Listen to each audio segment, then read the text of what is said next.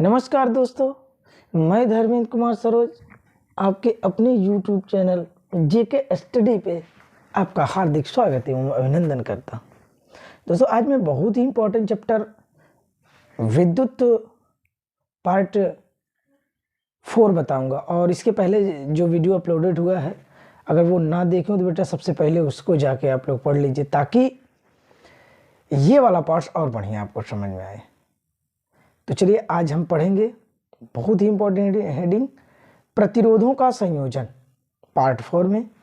चलिए खूब बढ़िया से समझिएगा।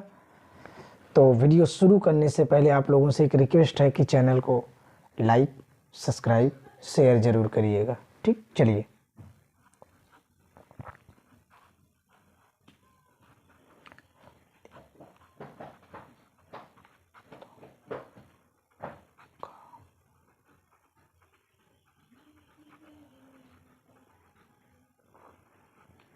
प्रतिरोधों का संयोजन। ठीक बेटा, प्रतिरोधों का संयोजन वो दो प्रकार का से होता है। यहाँ पर मैं लिख दे रहा हूँ आपको, ताकि आप लोग किसी भी प्रकार का दिक्कत ना हो।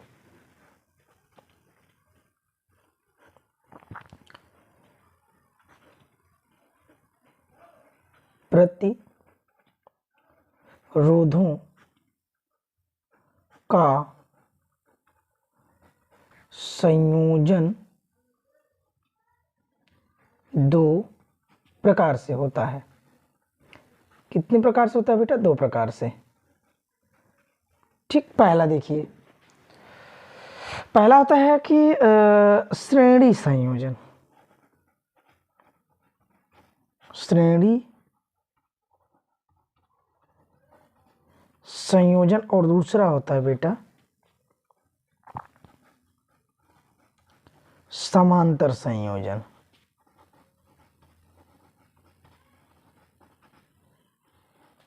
बहुत ही आसान तरीका मैं आप लोगों को बताऊंगा, जिससे आप लोगों को खूब बढ़िया से समझ में आए।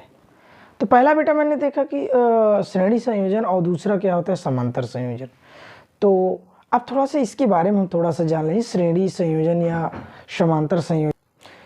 देखिए बेटा, इसका प्रयोग बहुत से ही प्रयोगात्मक कार्यों में किया जाता है और अधिक प्रतिरोध को संयोजित करने की आवश्यकता होती है। किनकी?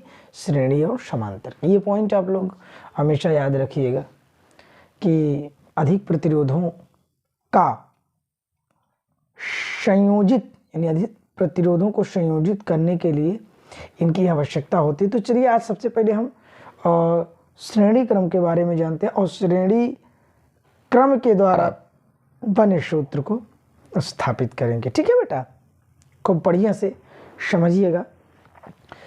चलिए खूब बढ़िया बेटा, ये आपका श्रेणी क्रम का फिगर्स है।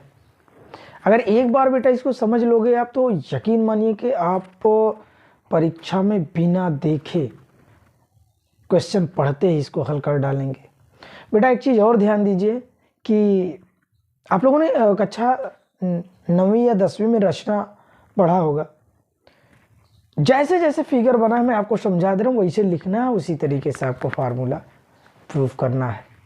बेटा ये इस तरीके से अगर कोई भी परिपथ आपको दिखे तो ये समझ लीजिएगा कि ये आपका श्रेणी क्रम है। मान चलिए 3 अलग अलग प्रतिरोध था, एक R1 था, एक R2, एक R3। इसको मैंने जोड़ा किसकी सहायता से? बैटरी व कुंजी की सहायता से। बैटरी व कुंजी, आप लोग बैटरी देखे होंगे, बैटरी का जो चिमटी जिसे बोलते हैं उसी को हम लोग कुंजी बोलते हैं। ये प्लस और ये माइनस। ठीक है, अब थोड़ा समझिए, ये आपका क्या है? R1 है और ये R2 और ये R3 है। यानी 3 प्रतिरोध था, मैंने इसको क्या किया बेटा? जोड़ दिया। यानी कहने का मतलब प्रत्येक प्रतिरोध का दूसरा सिरा अगले प्रतिरोध के पहले सिरे से जुड़े होते हैं, ताकि इस संयोजन में सभी संयोजन में प्रतिरोध में एक समान क्या हो बेटा? धारा प्रवाहित हो। सभी धाराओं का मान जो है समान रूप से प्रवाहित हो। तो अब यहाँ से देखिए, जब मैंने धारा प्रवाहित की थी R1 प्रतिरोध के लिए विभवांतर क्या उत्पन्न हुआ बेटा? V1। और R2 के लिए V2 और R3 के लिए क्या उत्पन्न हुआ बेटा, V3 उत्पन्न हुआ। ठीक है, जबकि कुल विभवांतर इसका क्या है बेटा, आपका V है। ठीक, चलिए अब जैसे लिखा है वैसे मुझे हल करना है। ठीक, चलिए देखिए, माना 3 प्रतिरोध, कितने प्रतिरोध है, 3 है, तो इसको ऐसे लिख दीजिए, 3 प्रतिरोध लिखिए बेटा खूब बढ़िया से। देखिए, माना 3 प्रतिरोध, 3 प्रतिरोध R1 R2 R3, R1 R2 व R3। ठीक, बैटरी व कुंजी की सहायता से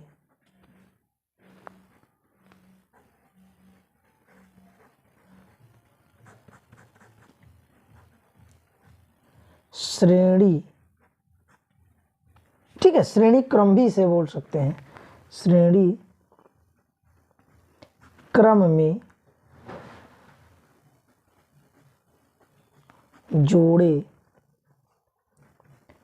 गए हैं। अब ये मैंने कर लिया, खूब बढ़िया समझिएगा, बहुत बढ़िया समझ में आप लोग, बहुत अच्छा लगेगा। यानी 3 प्रतिरोध R1 R2 R3 बैटरी व कुंजी की सहायता से श्रेणी क्रम में जोड़े गए हैं, ये मैंने देखा। ठीक है, अच्छा चलिए आगे देखिए, क्या जैसे छपा है, जिनका विभवांतर V1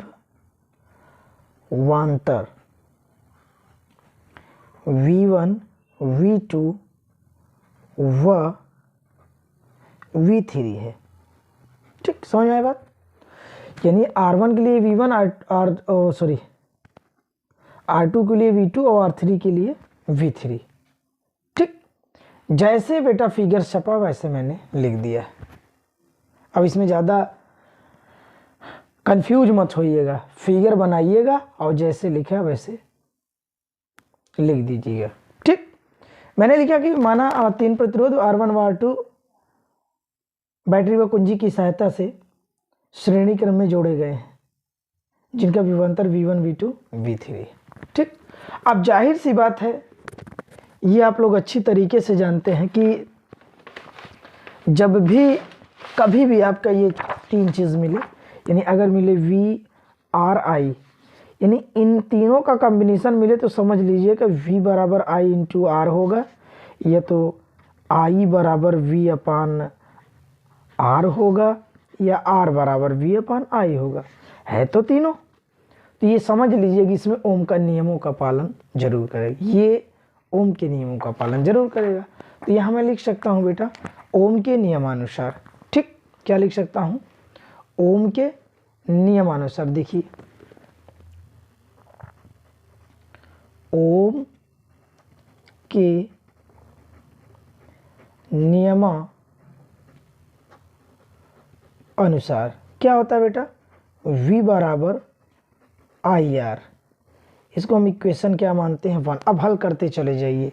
ये आपका प्रथम प्रतिरोध है, तो लिखिए प्रथम प्रतिरोध R1 के लिए क्या हो जाएगा बेटा, ये अगर ये V is equal to IR है तो ये R1 है, और ये क्या है V1 है, तो ये हो जाएगा V1 is equal to I into R1, समीकरण नंबर 2। अब यहाँ से थोड़ा एक चीज़ समझिए, ये क्वेश्चन मन में उठता कि I1 आपने क्यों नहीं सर किया, क्योंकि बेटा श्रेणी क्रम में समस्त धाराएं जो होती है वो क्या होती है बेटा, समान होती है, इसलिए हमको हर जगह I ही रखना होगा। चलिए अब दूसरा सेम इसी तरीके से, द्वितीय प्रतिरोध R2 के लिए। ठीक है, क्या हो जाएगा, जहां V1 है V2 करें, क्योंकि यहां पर R2 है, V2 बराबर I R2 समीकरण नंबर 3। चलिए समीकरण 3 हो गया। आप इसको तुरंत स्क्रीनशॉट कर लीजिए। चलिए अब आगे देखिए, आगे क्या है। एक और बचा है यहाँ पर R3 के लिए क्या होगा V3, तो यहाँ लिखिए तृतीय प्रतिरोध R3 के लिए क्या होगा बेटा, V3 is equal to I R3। समीकरण नंबर अब ये आपका क्या होगा बेटा 4। बहुत मजा आएगा। लेकिन एक चीज और इसमें समझना है, इस परिपथ में कुल विभवांतर क्या आपका है V, यानी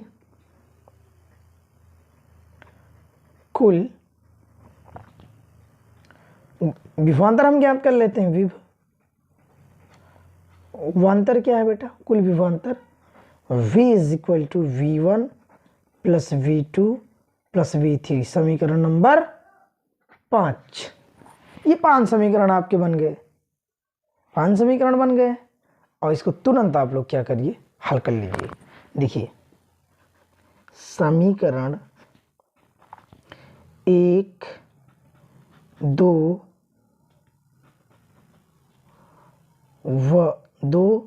1 2 3 व 4 का मान समीकरण 5 में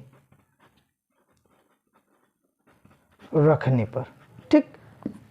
समीकरण 5 आपका क्या है, V is equal to V1 plus V2 plus V3। अब बेटा चलिए अब यहां पर देखिए V का मान क्या है, V का मान IR है, यानी समीकरण 1 वाला। यहां लिख सकता हूं बेटा IR पर V1 का मान क्या है, देखिए V1 का IR1 है, क्या है IR1 है। यहां रखिए IR1 प्लस V2 का मान देखिए IR2 है, IR2 प्लस V3 का मान क्या होगा बेटा IR3। अब थोड़ा सा यहाँ समझिए, यहाँ पर I क्या है, हर जगह कॉमन है, तो यहाँ हम लिख सकते हैं IR is equal to, I जब कॉमन लेंगे तो अंदर क्या बचेगा बेटा R1 plus R2 plus R3।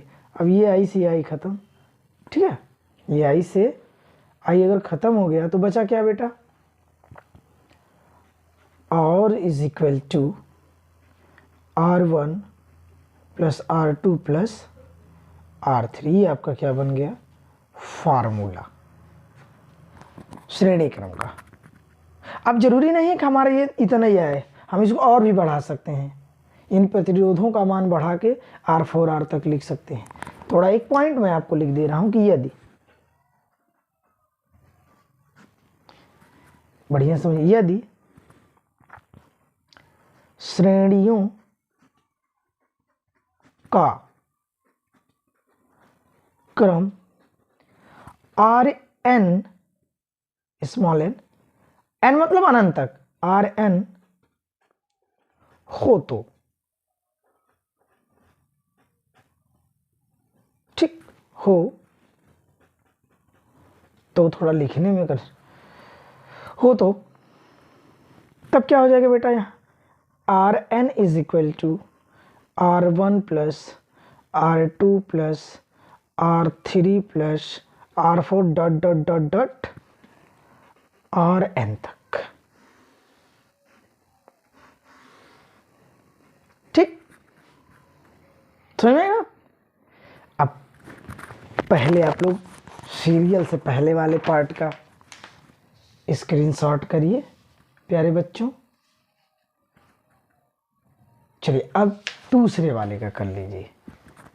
ये बेटा जब भी पूछेगा कम से कम आपको 7 नंबर का पूछेगा। चलिए अब हम लोग इसी पे तुरंत एक सवाल लगा लेते हैं।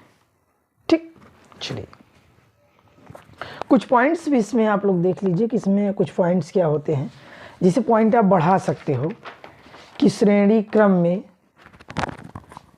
विभवांतर V यानी V विभवांतर अलग अलग हो सकता है, प्रतिरोध भी अलग अलग हो सकता है, लेकिन इसमें धारा सदियों बेटा क्या होता है, समान होता है। यानी प्रतिरोध के बीच का विभवांतर भिन्न भिन्न हो सकता है, लेकिन सभी प्रतिरोध में धारा जो है एक ही तरीके से बहती है। आप लोग याद रखिएगा, कभी भी भूलिएगा मत, पॉइंट जरूर नोट करिएगा।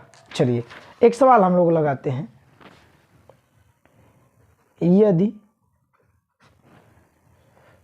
6 ओम 7 ओम तथा 10 ओम, 6 ओम 7 ओम तथा 10 ओम के प्रतिरोध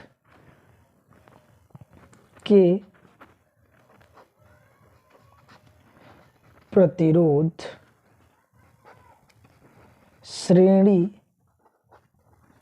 क्रम में जोड़े गए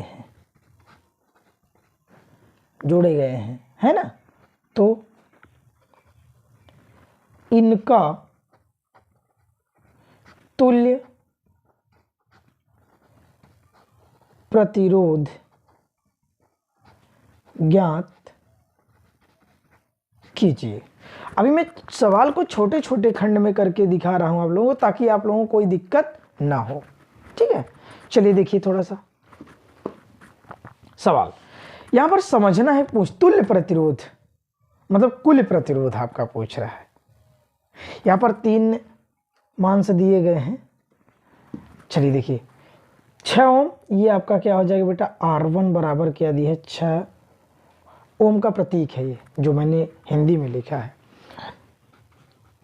और R2 बराबर क्या हो गया, 7 ओम। ठीक, और R3 बराबर क्या हो गया, 10 ओम। ठीक, इसको आप लोग खूब बढ़िया से समझिएगा, अगर कोई दिक्कत हो तो आप लोग बताइएगा। अब यहाँ पर सवाल आप लोग फिर से पढ़ लीजिए। यदि 6 ओम 7 ओम तथा 10 ओम के प्रतिरोध श्रेणी क्रम में जोड़े गए हैं तो इनका तुल्य प्रतिरोध क्या होगा, इनका तुल्य प्रतिरोध क्या होगा। अब बेटा देखो, चूंकि हम जानते हैं, क्या जानते हैं, क्या जानते हैं आप लोग, तो जानते हो लेकिन बोलोगे नहीं। R इज इक्वल टू क्या होता है, R is equal to R1 plus R2 plus क्या दिया है बेटा, R3।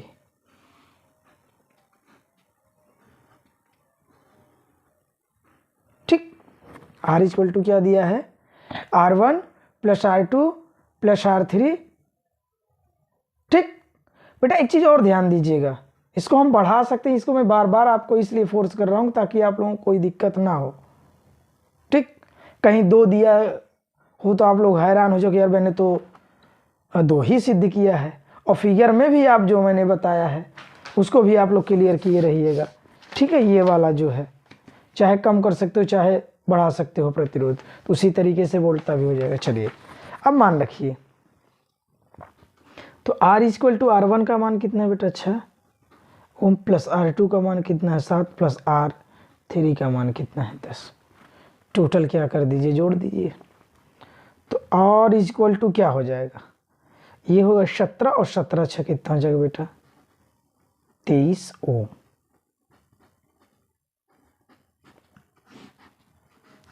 यानी परिपथ का तुल्य प्रतिरोध कितना हुआ बेटा, 23 ओम। ठीक है, तो आई होप आप